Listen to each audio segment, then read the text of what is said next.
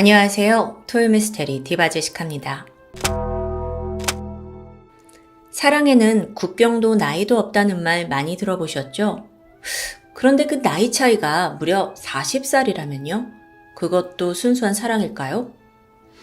오늘은 평범한 사람이라면 상상조차 하기 힘든 한 러브 스토리에 관한 것입니다.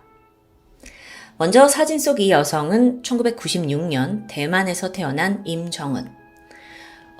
위로는 2살 차이 나는 언니가 있습니다. 그런데 이 둘째, 막내죠. 임정은이 태어날 무렵부터 부모님이 사이가 좋지 않아서 별거를 시작해요.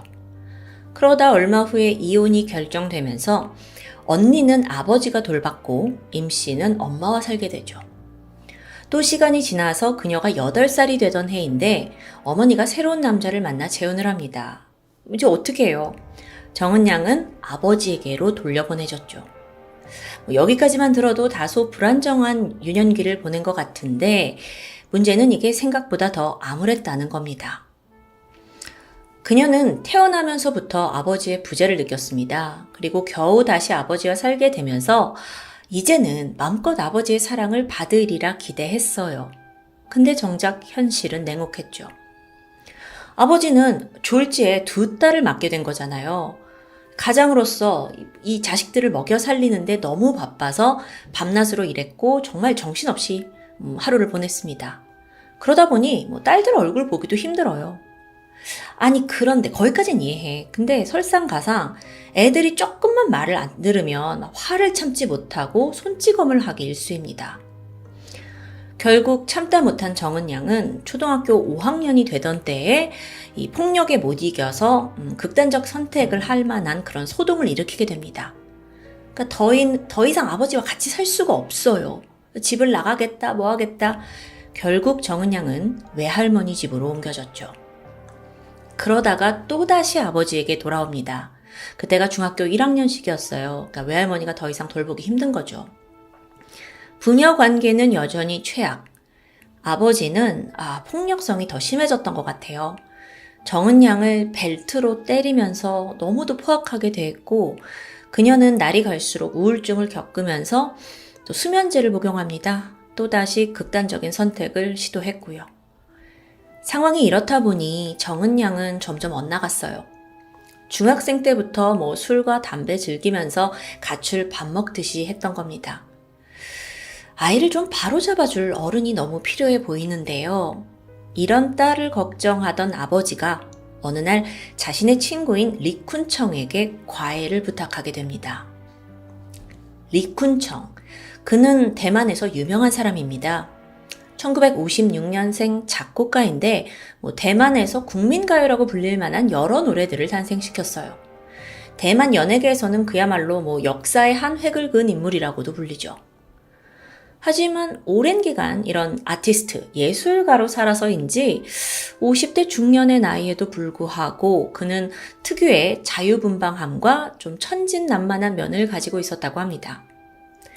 정은 양의 아버지 또한 그런 리 씨의 태도가 딸이 지금 굉장히 반항기가 심하잖아요. 그걸 잠재우는데 도움이 될 거라고 생각했어요. 그래서 딸의 음악 선생님이 되어달라고 도움을 청한 거죠. 그렇게 정은 양이 17살이 되던 해 두 사람은 처음 만났습니다. 아버지의 예상은 적중했습니다.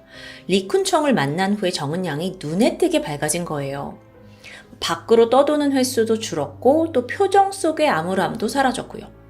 아버지는 이런 딸을 보면서 굉장히 만족했죠. 하지만 시간이 갈수록 어딘가 묘한 느낌을 받습니다. 단순히 음악 선생과 제자라기에 이 딸 정은 양과 자기 친구 리쿤청이 너무 친밀한 모습을 보였기 때문이에요. 예를 들어서 하루에도 둘이서 수십 번씩 문자와 통화를 주고받아요. 이때 딸이 막 문자 기다리고 받으면 좋아합니다. 이게 맞아? 어딘가 좀 낯설었죠. 하지만 아버지는 아닐 거야 하면서 애써 불안을 억눌렀는데요.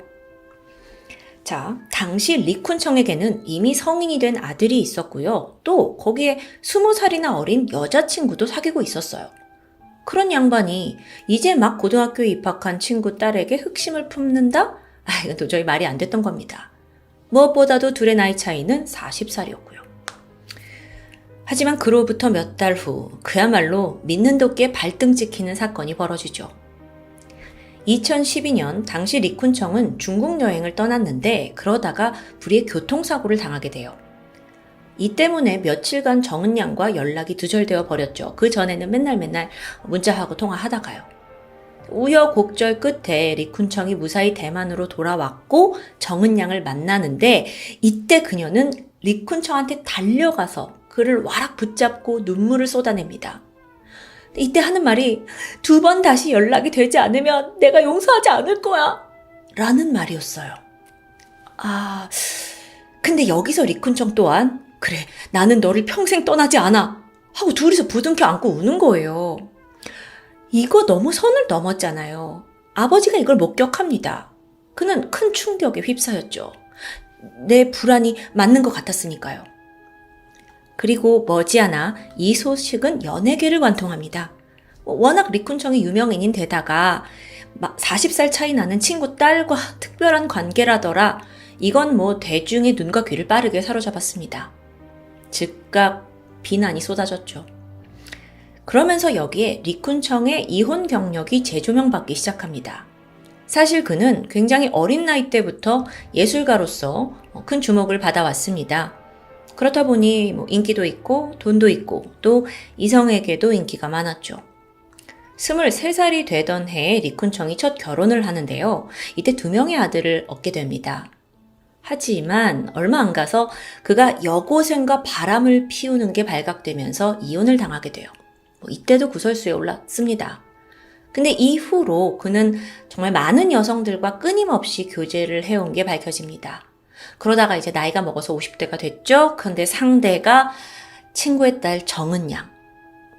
나이 차이도 문제인데요. 정은양이 미성년자였어요. 경악스럽죠. 모든 걸 알게 된 정은양의 아버지는 펄쩍 뛰면서 이 관계 절대 인정할 수 없다고 소리칩니다. 그리곤 가정파탄 유괴죄로 리쿤청을 고소해요. 자, 이거 법적인 싸움이 될 뻔했는데 정작 이때 정은양이 나서서 적극적으로 이 남자 리쿤청을 변호합니다. 그런 게 아니라고, 유괴 아니라고, 이건 사랑이었다고요. 리쿤청은 결국 불기소 처분을 받았고 이 일로 정은양은 아버지뿐만 아니라 모든 가족에게서 외면을 당할 수밖에 없었죠. 그렇다면 이쯤에서 그 리쿤청의 변명을 좀 들어볼까요? 그는 정은양의 불우한 어린 시절로 어필을 했습니다. 그러니까 워낙 사랑을 못 받고 자랐지 않냐.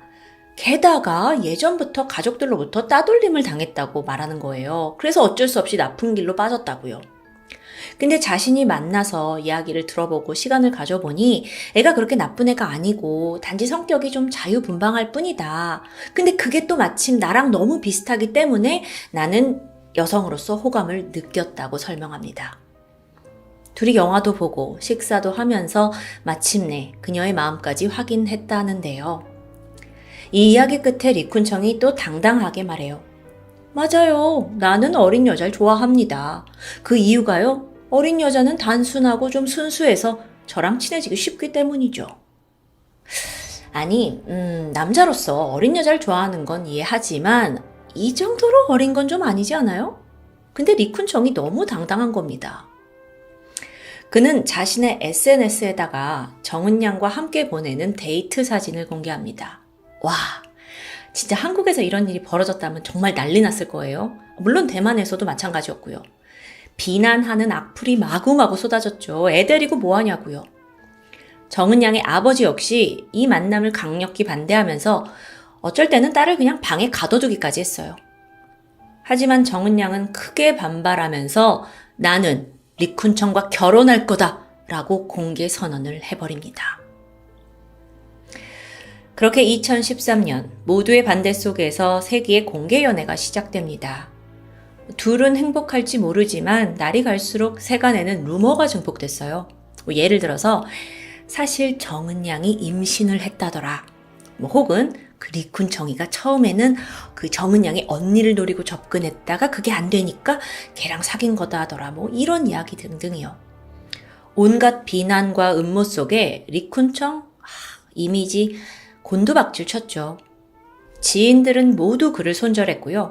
더 중요한 건 자기 커리어, 곡 작업 의뢰도 하루아침에 뚝 끊겼습니다. 근데 이렇게 얼마나 버틸 수 있을까요? 이미 돈 많이 벌어놔서 괜찮은 걸까요? 몇 년이 흘렀고 점차 사람들의 관심도 식어갑니다. 사랑을 위해 모든 걸 감내하겠다던 리쿤청에게 남은 건 예상대로 생활고였죠. 그렇게 한때 대만을 발칵 뒤집었지만 이제는 기억에서 잊혀진 리쿤청 임정은 커플. 그러다가 이들의 이름이 다시 오르내리게 된 거는 비교적 최근인 2023년 4월입니다. 바로 이때 리쿤청의 사망 소식이 전해졌기 때문이에요. 작년 4월 6일 그는 대장암으로 세상을 떠났습니다. 그런데 이때 리쿤청의 아들이 새로운 의혹을 제기하고 나섰어요. 임정은이, 아버지 애인 임정은이 죽음에 깊게 연관이 있다는 주장입니다.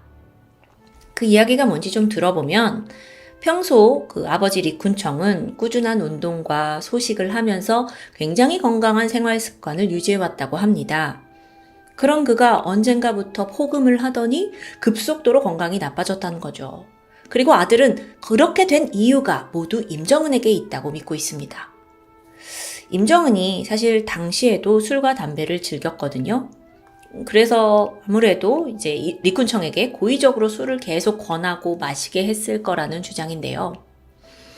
또한 과거 리쿤청이 한 차례 심장이 좀 좋지 않아서 쓰러진 적이 있었어요. 근데 이때 임정은이 당신 꾀병 아니야? 하고 비아냥거렸고 응급조치를 제대로 하지 않았다고 합니다. 아들 입장에선 이런 행동이 모두 리쿤청의 재산을 노린, 그러니까 리쿤청이 죽기를 바라는 어떤 행동이라고 의심할 수밖에 없는 거죠. 실제로요, 둘은 이 공개 연애를 하면서도 서류상 결혼을 한 건 아니었거든요. 근데 리쿤청이 건강했을 때, 정정했을 때는 가만히 있다가 병원에 입원하고 나서 좀 정신이 혼미해지자 임정은이 부랴부랴 혼인신고를 했더라고요. 근데 정작 리쿤청이 사망하고 나서 임정은은 장례식에조차 참석하지 않았습니다. 그러니까 아들로서는 그녀의 저희가 너무 수상했던 거예요. 이렇듯 이 문제의 커플이 또다시 입방아에 오르게 되자 이번엔 임정은이 자신의 SNS를 통해 아들의 주장을 조목조목 반박합니다. 우선 뭐라고 하냐면 저는 리쿤청의 재산에 관심이 없어요. 그러면서 사람들은 그 리쿤청이 돈이 많은 줄 알지만 실제로 재산은 얼마 되지 않는다는 겁니다. 생전에 대출받은 게 너무 많고 무엇보다 죽기 직전까지 일이 다 끊겼잖아요. 그러니까 생활고에 시달렸다라는 걸 아주 크게 강조했죠. 더구나 최근에는 음악이 거의 팔리지 않아서 저작권료 같은 걸 다 합쳐도 이득을 본 게 없다고 말합니다. 또 장례식에 참석하지 않은 거, 그거 역시 사실 장례식에는 리쿤청의 다른 가족들이 오잖아요. 그들 모두 자신을 불편하게 여길 거가 뻔하기 때문에 안 갔다. 대신에 나는 홀로 리쿤청의 유골이 뿌려진 곳을 찾아 그를 애도했다고 주장합니다. 이걸 뒷받침할 만한 인증사진도 공개했고요. 이후 임정은의 행보를 보면 그녀의 주장이 어느 정도 사실인 것으로 보여요. 임정은은 리쿤청이 사망하면서 남긴 유산으로 살던 집 그리고 소유하고 있던 레코드판을 받게 됐어요. 하지만 실제로 이 주택은 담보대출이 크게 묶여 있었기 때문에 집을 팔긴 팔았거든요. 근데 그걸로 얻은 이득이 하나로 한 1,500만 원 정도였습니다. 그러니까 집을 판 이득으로는 그렇게 크진 않죠. 여기에 그 리쿤청이 남겨준 레코드판, 이거는 사실 구매자가 나타나지 않아서 그야말로 애물단지였어요. 참고로 임정은은요, 그나마 생긴 그 1,500만 원마저 유흥비로 써버린 모양입니다. 한 주점에서 그녀가 술을 마시고 난동을 부렸다는 뉴스가 보도됐으니까요. 그러던 2024년 1월 2일, 임정은이 한 호텔에서 술을 마시고 취해서 방 안에 있는 TV와 커피포트를 던지면서 기물 파손한 혐의로 쫓겨납니다. 이후에 그녀는 빈털터리가 된 채 은행 ATM 박스 안에 쪼그려 앉아서 졸고 있는 모습이 포착됐어요. 그게 어딘가 너무 좀 애처로운데요. 오랜만에 얼굴을 드러낸 그녀는 사람들의 기억과는 많이 달라져 있었습니다. 그 생기발랄하던 얼굴은 온데간데 없고요. 초점이 없는 눈으로 사람들에게 좀 돈을 구걸하는 모습이었죠. 이걸 본 네티즌들은 오히려 정신 상태가 좀 염려된다면서 우려의 목소리를 보내기도 합니다. 그런데 어쩌면 정말 그게 사실일지도 모르겠어요. 정신 관련 문제요. 왜냐하면 어느 날부터 임정은의 SNS에 정체를 알 수 없는 이상한 글들이 올라오기 시작합니다. 예를 들어서 나는 대만에서 20년을 살았는데 머릿속 어딘가의 목소리가 나한테 한국 사람이냐고 묻고 있어. 응? 너를 쫓는 게 너무 창피해. 친구들이 알까 무서워. 에? 집에 가서 내가 구운 누룽지를 먹고 싶어. 내가 구운 프라이. 사실 그건 찜인데 나는 맛있었어. 아니 무슨 소리예요. 몇 년의 즐거움. 커피, 술, 라면, 결혼. 우리는 너로부터 잊혀져. 최상급. 와, 이 정도 되니까. 이게 물론 단순한 문장입니다. 근데 당최 무슨 말인지 모르겠죠? 약간 제정신이 아닌 것 같습니다. 그녀가 어쩌다가 이런 안타까운 상황에 처했는지 제3자는 알 수 없죠. 하지만 확실한 건 40살의 나이 차이를 극복한 그 러브 스토리가 결코 해피엔딩이 되지 않았다는 점입니다. 오히려 그녀에겐, 아니 둘 다에겐 비극의 시작이 아니었을까요? 리쿤청이야 어린 여성을 탐한 변태라고 칠게요. 하지만 임정은은 어쩌다 그에게 빠져든 걸까요? 일각에서는 그녀가 유년기에 부모님의 사랑을 충분히 받지 못하다 보니까 애정결핍의 문제가 있었을 거다라고 추측합니다. 방황을 하던 시기, 뭔가 자신을 잘 이해해주는 어른을 만났고 그 사람이 누구든지 간에 그게 이제 사랑이라고 믿게 된 거죠. 임정은은 실제로도 인간관계가 굉장히 서툴렀다고 해요. 그래서 친구나 학급 동료들을 잘 사귀지 못했는데요. 그러다가 어느 순간 내 인생에 나를 이해해줄 리쿤청이 나타나면서 정말 소용돌이처럼 빠져든 거죠. 그런 그녀에게 가족이나 친구들, 대중의 비난 전혀 개의치 않았을 겁니다. 미성숙한 사춘기 소녀였으니까 그럴 수 있어요. 하지만 그보다 40살이나 많은 리쿤천, 당신은 그러면 안 되죠.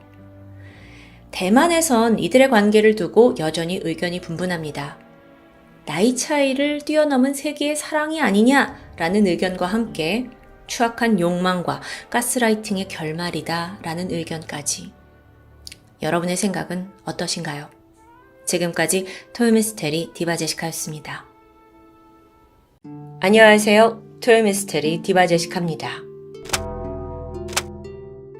미국 워싱턴주에 살던 콕스 씨 부부에겐 수잔이라는 딸이 있습니다. 4자매 중 막내딸인데 어려서부터 활발한 성격에 친구도 많았고 또 부모님의 생일 때마다 항상 꽃을 챙겨주던 참 착한 딸이죠. 그렇게 애지중지 키운 수잔이 성인이 되고 2000년 인생의 파트너 조시 화해를 만나 결혼을 결심합니다. 이 두 사람은 고등학생 때 교회에서 처음 만나서 연애를 시작했는데 그러다 보니 부모님도 오랫동안 인정해온 커플이었죠. 수잔과 조시는 결혼 후 유타주 웨스트발리에 둘만의 신혼집을 마련했고요. 또 몇 년 후에 예쁜 아들 둘, 찰리와 브레이든을 얻고는 남부러울 것 없는 행복한 가정을 이루게 되는데요. 그러던 2009년 12월 7일 오전 9시입니다. 그날 가장 먼저 뭔가가 평소답지 않다는 걸 느낀 건 수잔의 자식들을 담당하고 있던 유치원 교사였어요. 평소라면 수잔 부부가 매일 아침 7시쯤 아이들을 맡기러 오곤 했는데 그날만큼은 9시가 넘도록 부부가 나타나지 않는 거예요. 걱정이 됐던 교사는 부부가 연락이 되지 않자 근처에 살던 조시, 남편 조시의 누나 제니퍼에게 연락을 취합니다. 잠시 후 제니퍼가 부부의 집을 찾았어요. 한참 동안 문을 두드렸죠. 하지만 안에서는 인기척이 전혀 느껴지지 않는데요. 이 두 사람은 계속 연락을 해도 받질 않고 결국 불길함을 느낀 제니퍼는 경찰에 신고를 접수합니다. 곧이어 경찰이 왔고 드디어 문을 열고 안으로 들어가요. 그런데 이 집 거실에선 아주 특이한 광경이 펼쳐져 있었습니다. 우선 집안은 고요했어요. 그런데 이 거실에 선풍기 2대가 세게 돌아가고 있는 거예요. 게다가 이 선풍기는 젖어있는 바닥 카페트를 향하고 있었죠. 부부는 여전히 보이지 않는데요. 그러다 몇 시간 뒤인 오후 5시입니다. 차 한 대가 천천히 부부의 집으로 들어옵니다. 보니까 남편 조 씨와 아이들이에요. 수잔은 보이지 않고요. 누나가 안도하면서 아니 도대체 너 어때 어디 있었냐 나 신고하고 난리 났었다 얘기를 하는데 이때 조 씨가 말하길 응? 나 아이들하고 캠핑 다녀왔지. 수잔한테 못 들었어? 누나는 아내와 지금 연락이 되지 않는다 라고 말을 해줬더니 조 씨가 되게 의아해합니다. 그러면서 자신과 아이들은 전날 저녁에 캠핑을 떠났고 수잔은 아침 홀로 남아있지만 아침에 출근했을 거라고 대수롭지 않게 여겨요. 하지만 수잔은 집과 직장 그 어디서도 모습을 보이지 않고 있습니다. 그렇게 사건은 실종 사건으로 전환되었죠. 직장에 확인을 해보니까 그녀는 그날 무단결근했습니다. 친정 부모에게도 전화했죠. 근데 아무런 소식을 듣지 못했다고 해요. 우선 경찰이 부부의 집을 자세히 살펴보기 시작했습니다. 그 안방을 보다 보니까 침대 옆 협탁 안에 수잔이 쓰던 핸드폰과 지갑이 고스란히 놓여져 있어요. 자발적인 가출이라면 이걸 두고 갔을 리가 없겠죠. 그렇게 의심의 화살은 자연스럽게 남편으로 향하게 되는데요. 이 실종 사건은 당시 언론에 큰 관심을 받았습니다. 당연히 남편 조 씨도 주목받았고요. 그러면서 한 언론사와 인터뷰를 진행했는데 기자가 물었죠. 지난밤 몇 시 정도에 캠핑을 간 거예요? 여기서 조 씨는 저녁 12시 반쯤인 것 같아요. 즉 어린 아들 둘을 데리고 그 늦은 밤에 집을 떠났다는 거예요. 좀 의외였죠.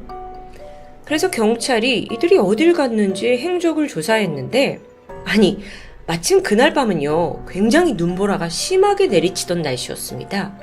캠핑을 하기 적절하지 않았어요. 게다가 조 씨가 갔다고 알려준 그 캠핑장을 가보니까 그냥 아무것도 없는 황무지, 그냥 노지였던 거예요. 경찰이 생각했을 때 아니 이런 위험한 곳에서 그 늦은 밤에 애들을 데리고 눈보라 제치고 캠핑했다?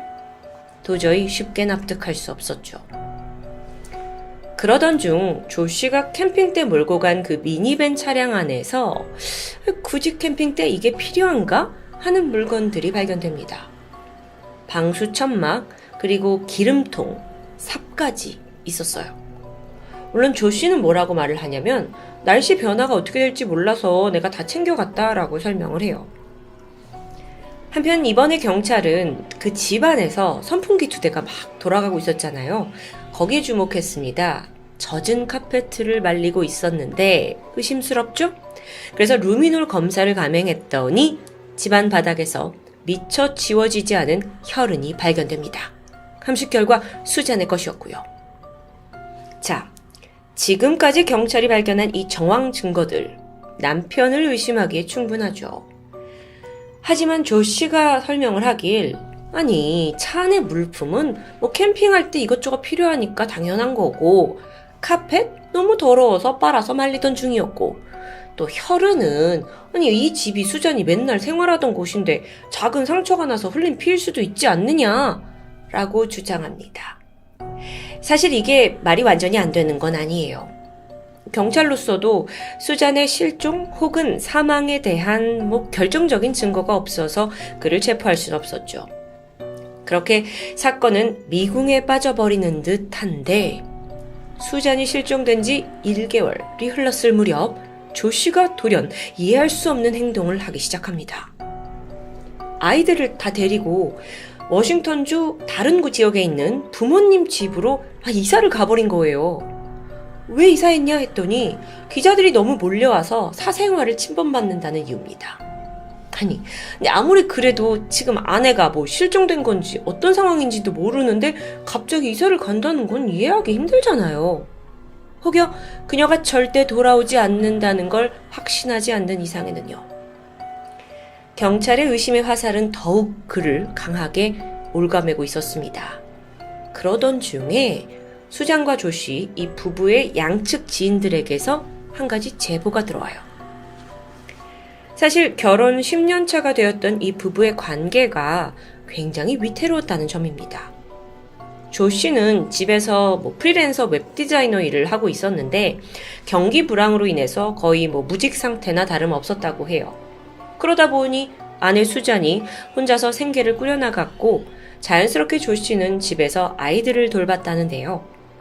이게 뭔가 좀 일이 뜻대로 풀리지 않잖아요. 그래서 조 씨가 스트레스를 받고 그걸 모두 수잔에게 풉니다. 매사에 예민하고 신경질적이고 심지어 수잔 쪽 지인에 따르면 폭력적인 모습까지 보였다고 해요. 실제로 조 씨가 수사선상에 올랐을 때 경찰이 집안을 수색했었거든요. 근데 그때 수잔이 남겨둔 비디오와 다이어리가 있었습니다. 근데 그 내용이 충격적이었죠. 나와 내 아이들의 안전을 위해 나는 반드시 기록을 해야 한다. 난 지금까지 3, 4년 동안 극심한 결혼 스트레스를 받고 있다. 조 씨가 나를 위협한다. 우리가 이혼하게 된다면 변호사를 대동할 거라고 말했다. 만약 내가 죽으면 그건 사고가 아닐 수도 있다. 굉장한 불안감이 느껴지고 또 이 초조해하는 글과 영상까지 수잔은 분명 조 씨에게 어떤 신변의 위협을 느꼈던 것으로 보입니다. 추정에 따르면 그렇게 힘들어하던 수잔이 결국 조 씨에게 이혼을 하자고 말했을 거예요. 그리고 이때부터 조 씨는 매우 초조해졌겠죠? 생각해보면 현재 자기보다 경제력이 좋은 수잔과 이혼을 당장 한다면 아이들의 양육권을 뺏기는 게 당연하기 때문입니다. 그렇게 수잔과 이혼 얘기가 오가던 중 수잔이 지금 돌연 실종해버린 그런 상황이고요. 자, 이런 지인의 제보를 듣게 된 경찰은 혹시나 하고 수잔의 사망보험 내역을 조사했는데 와, 역시나 수잔이 실종되기 몇 달 전, 10개월 전에 남편이 그녀 앞으로 보험을 들어놓은 사실이 드러납니다. 뭔가 퍼즐이 좀 맞춰지는 듯 했죠. 양육권도 빼앗고 보험금까지 노리고 아내를 실종으로 둔갑해서 살해한 걸까요? 이런 강한 의심 속에서 경찰은 조 씨가 이사간 그 워싱턴주 부모님 집을 수색하기 시작해요. 그런데요, 여러분. 여기서 또 하나의 정말 충격적인 사실이 밝혀집니다. 당시 조 씨의 어머니와 이혼 상태였던 조 씨 아빠 스티븐, 이 사람이 문제인데 우연히 경찰이 집안 수색을 하다가 스티븐의 컴퓨터를 살펴보게 돼요. 안을 보니까 대량의 포르노 사진들과 함께 한 여성이 옷을 갈아입는 몰카 사진들을 다수 발견합니다. 그리고 이 사진을 자세히 살펴보던 경찰은 경악하고 말았죠. 몰카의 주인공이 바로 아들의 아내, 며느리 수잔이었던 겁니다. 너무도 부적절한 행동이에요. 그래서 경찰이 좀 더 이걸 파헤치게 됐는데 시아버지 스티븐이 블로그를 하나 쓰고 있었거든요. 가보니까 안에는 수잔에 대한 자신의 연민이 가득 담겨 있어요. 그녀를 위해 직접 작사 작곡한 노래가 있는가 하면 더럽죠, 더러워. 뿐만 아니라 그가 이제 혼자 생활하던 방 깊숙한 곳에 정말 역겹게도 수잔이 세탁하려고 내놨던 속옷, 그리고 이미 사용했던 위생용품까지 지퍼백에 담아서 보관하고 있었던 거예요. 정말 톰이 오래 했지만 이런 일은 정말 너무 충격적인데요.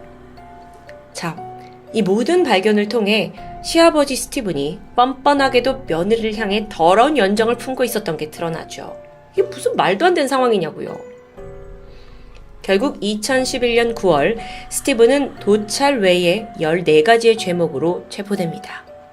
하지만 여러분, 이게 실질적으로 수잔의 실종과는 직접적인 관련점이 있는 것 같진 않아요. 사건 당일 알리바이도 확실했고요. 어쨌든 그렇게 스티븐이 체포된 후에 이번엔 아내 수잔의 부모님 측에서 두 손자의 친권을 두고 고소를 진행합니다. 생각해보세요. 조 씨하고 저런 시아버지가 사는 집에 두 손자를 키우고 싶지 않잖아요. 자라게 할 수 없으니까요. 그래서 고소를 했는데 예상대로 법원은 아버지 조 씨가 수입도 변변치 않고 자질이 없다라고 판단을 하면서 찰리와 브레이든, 이 두 아들의 친권이 외조부모인 콕스 부부에게 넘어가게 되죠. 자, 이때 법원은요, 참관인이 함께하는 조건으로 아버지 조 씨가 딱 일주일에 한 번, 일요일에 아들을 만나는 것을 허락해줍니다. 이게 콕스 부부로서는 이미 이 사위가 내 딸을 죽인 사람일 수도 있는데 이런 불안감 속에서 아이들을 만나게 한다는 게 사실은 좀 찜찜했어요. 그래서 판결 자체에 불만을 품었죠. 하지만 아버지를 만난다는 사실 자체는 아이들에게 필요한 부분이니까요. 그로부터 3개월이 지난 2012년 2월 일요일이었는데 마침 유치원 행사가 있어서 찰리와 브레이든 이 두 아이들이 참여를 하게 되죠. 그리고 가족과 함께한 시간을 주제로 그림을 그리게 됩니다. 이때 브레이든, 아이가 그린 그림은 아빠 조시가 미니밴을 운전해요. 그리고 자신과 형 찰리가 함께 뒤에 타고 있는 그림입니다. 그런데 이때 선생님이 다가와서 엄마는 어디 있니? 라고 그냥 자연스럽게 물었죠. 근데 브레이든이 한 곳을 가리켰어요. 엄만 여기요. 그 손가락이 가리킨 곳은 바로 미니밴의 트렁크였습니다. 그리고 아이는 이 트렁크 쪽에다가 검은색 크레파스로 무언가 길다란 것을 칠해놨고요. 이건 선생님 눈에도 너무 이상했어요. 그래서 즉각 그 외조부모에게, 콕스 부부에게 이 사실을 알리게 되죠. 이걸 들은 부부는 이거야말로 결정적인 증거라는 걸 감지했고요. 경찰에 바로 신고했습니다. 브레이든의 그림대로라면 이 밴 안에 딸 수잔의 시체가 트렁크에 실려서 조시가 그걸 어딘가 싣고 은닉된 거 아닌가 여러 가지를 추정해 볼 수 있는 거죠. 여러분, 자, 지금까지 수집된 그 모든 증거와 정황을 가지고 그날의 상황을 한번 추리해 볼까요? 조시는 그날 미리 거실에 방수천을 깔아뒀고 일을 끝내고 온 수잔을 급습했거나 혹은 잠든 사이에 살해했을 수도 있습니다. 이 두 가지 예측이 가능한 건 일단 그 핸드폰과 지갑 때문인데요. 안방 탁자 위에 있었죠. 이건 퇴근 후에 수잔이 방까지 와서 자기가 직접 옷을 갈아입으면서 꺼내뒀을 수도 있어요. 혹은 조시가 거실에서 그녀를 살해한 후에 일부러 다시 방에 갖다 둔 걸 수도 있습니다. 어쨌든 아내를 살해한 후 그는 갑자기 밤에 아이들을 깨워서 캠핑을 가자며 차에 태웠죠. 그리고 시신은 뒤에 태웠던 겁니다. 트렁크예요. 최대한 멀리 갔을 거예요. 정확히 어디로 갔는지는 파악하지 못했죠. 하지만 거기서 시신을 불태운 것으로 보입니다. 그때 차에 있던 가솔린 혹은 이걸 캠핑용 난로로 쓰려고 했다는데 그 등유를 이용한 것으로 보여요. 그리고 분명 이때 삽을 이용했는데 시신이 타는 동안 삽으로 땅을 팠고 이후 범행 도구와 또 불에 탄 시신 잔해를 묻어버린 것으로 추정됩니다. 시신을 태우는 게 사실 꽤 오랜 시간이 걸리긴 하는데요. 시신의 부피만 줄였던 거라면 추측대로 가솔린이나 등유로 훨씬 더 빠르게 태울 수 있었을 테니까요. 이렇게 시신을 완전히 증발시켰다고 생각한 조시는 다음날 오후 5시가 돼서 집에 도착했습니다. 전날 밤 12시 반에 나갔잖아요. 시신을 처리할 시간은 사실상 충분했죠. 자, 다시 이야기로 돌아와서 마침 브레이든이 그 그림을 그렸던 날은 일요일이었습니다. 아이들이 유치원 행사 후에 아버지 조시를 만나겠죠? 콕스 부부가 신고를 하고 나서 시계를 보니까 아이들이 아빠 집에 갔을 시간이에요. 그렇다 해도 참관인이 동행인이 함께 있을 테니까 별일 없겠지 하고 불안해하던 그 시각. 갑자기 그 조시의 여동생 아리나에게 음성 메시지 한 통이 남겨집니다. 나 조시야. 작별 인사하려고 전화했어. 난 역시 내 아이들 없인 살 수 없어. 모두에게 미안해. 나도 그동안 괴로웠어. 모두 잘 있어.